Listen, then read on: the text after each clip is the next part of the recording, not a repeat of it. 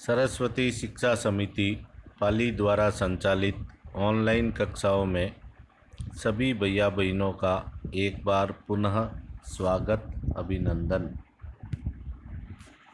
प्रिय भैया बहनों, पिछले प्रकरण में हमने मंदिर नगर और तीर्थ केंद्र के बारे में अध्ययन किया था, जिसके अंतर्गत हमने मंदिर नगरों के विकास के बारे में अध्ययन किया था, जिसमें गुजरात में सोमनाथ, तमिलनाडु में कांचीपुरम तथा मदुरई और आंध्र प्रदेश में तिरुपति प्रमुख मंदिर नगर रहे। साथ ही राजस्थान में भी अजमेर, पुष्कर प्रमुख मंदिर नगर के रूप में विकसित हुए। आज के प्रकरण में हम छोटे नगरों का संजाल या फैलाव, बाजारों पर कर, बड़े और छोटे व्यापारी के बारे में अध्ययन करेंगे। छोटे नगरों का संजाल 8वीं शताब्दी से ही उपमहाद्वीप में अनेक छोटे छोटे नगरों का संजाल सा बिछने लगा था।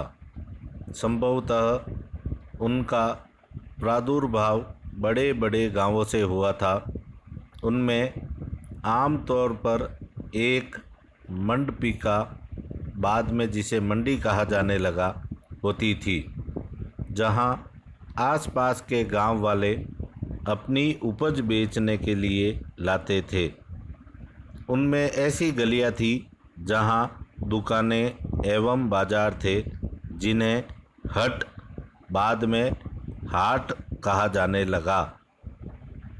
इसके अलावा भिन्न भिन्न प्रकार के कारीगरों तथा शिल्पियों जैसे कुम्हारों, तेलियों, शक्कर बनाने वालों, ताड़ी बनाने वालों, सुनारों, लोहारों, पत्थर तोड़ने वालों आदि के अलग अलग बाजार होते थे। कुछ व्यापारी तो नगर में स्थायी रूप से बसकर अपना कारोबार करते थे, जबकि कुछ अन्य व्यापारी नगर नगर घूमकर क्रय विक्रय किया करते थे। आसपास और दूर दराज के व्यापारी इन नगरों में स्थानीय उपज खरीदने और दूरवर्ती स्थानों के उत्पाद जैसे घोड़े, नमक, कपूर, केसर, पान सुपारी और काली मिर्च जैसे मसाले बेचने के लिए आते थे। आमतौर पर कोई सामंत यानी परवर्ती काल का जमींदार इन नगरों में या इनके आसपास किलेबंदी कर महल बना लेता था। ऐसे सामंत व्यापारियों, शिल्पकारों तथा उनके व्यापार की वस्तुओं पर कर लगाते थे और कभी कभी इन करों के संग्रहण का अधिकार उन स्थानीय मंदिरों को प्रदान कर देते थे, जिनका निर्माण स्वयं उनके द्वारा या धनाढ़ व्यापारियों द्वारा कराया गया होता था। ऐसे अधिकारों का उल्लेख अभिलेखों में किया गया है, जो आज भी पाए जाते हैं। बाजारों पर कर, शक्कर और गुड़, रंग, धागा, रुई, नारियल, तिल के तेल पर और कपड़े पर कर लगाए जाते थे। इसके अलावा व्यापारियों पर धातु की चीज़ें बेचने वालों, तेल, पशु चारे और अनाज के बोरों पर भी कर लगाए जाते थे।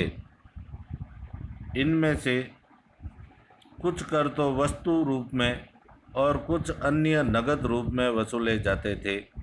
यह कर मंदिर प्राधिकारी द्वारा वस्तुओं के रूप में वसूल किए जा सकते हैं।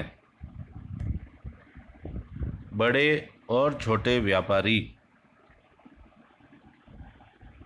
व्यापारी कई प्रकार के हुआ करते थे। उनमें बंजारे लोग भी शामिल थे।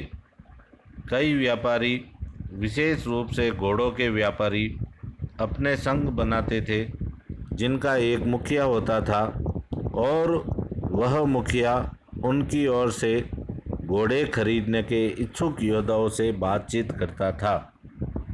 चूँकि व्यापारियों को अनेक राज्यों तथा जंगलों से होकर गुजरना पड़ता था, इसलिए वे आमतौर पर काफिले बनाकर एक साथ यात्रा करते थे और अपने हितों की रक्षा के लिए व्यापार संघ, गिल्ड बनाते थे। दक्षिण भारत में 8वीं शताब्दी और परवर्ती काल में अनेक ऐसे संघ थे। उनमें सबसे प्रसिद्ध मणिग्रामम और नानादेशी थे। ये व्यापार संघ प्रायद्वीप के भीतर और दक्षिण पूर्व एशिया तथा चीन के साथ भी दूर दूर तक व्यापार करते थे। इनके अलावा चेटियार और मारवाड़ी ओसवाल जैसे समुदाय भी थे, जो आगे चलकर देश के प्रधान व्यापारी समूह बन गए। गुजराती व्यापारियों में हिंदू बनिया और मुस्लिम बोहरा दोनों समुदाय शामिल थे। वे दूर दूर तक लाल सागर के बंदरगाहों व फारस की खाड़ी, पूर्वी अफ्रीका, दक्षिण पूर्व एशिया तथा चीन से व्यापार करते थे। वे इन पतनों में अर्थात बंदरगाहों में कपड़े और मसाले बेचते थे और बदले में अफ्रीका से सोना और हाथी दांत एवं दक्षिण पूर्व एशिया और चीन से मसाले, टीन, मिट्टी के नीले बर्तन और चांदी लाते थे। पश्चिमी तट के नगरों में अरबी, फारसी, चीनी, यहूदी और सीरियाई ईसाई बस गए थे।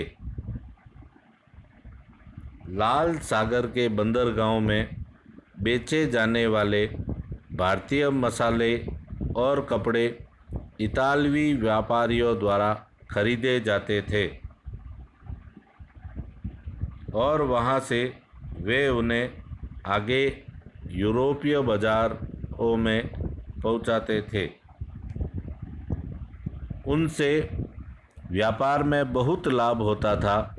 उष्णकटिबंधीय जलवायु में उगाए जाने वाले मसाले, काली मिर्च, दालचीनी, जायफल, सौंठ आदि यूरोपीय व्यंजनों के महत्वपूर्ण अंग बन गए थे और भारतीय सूती कपड़ा बहुत लुभावना होता था।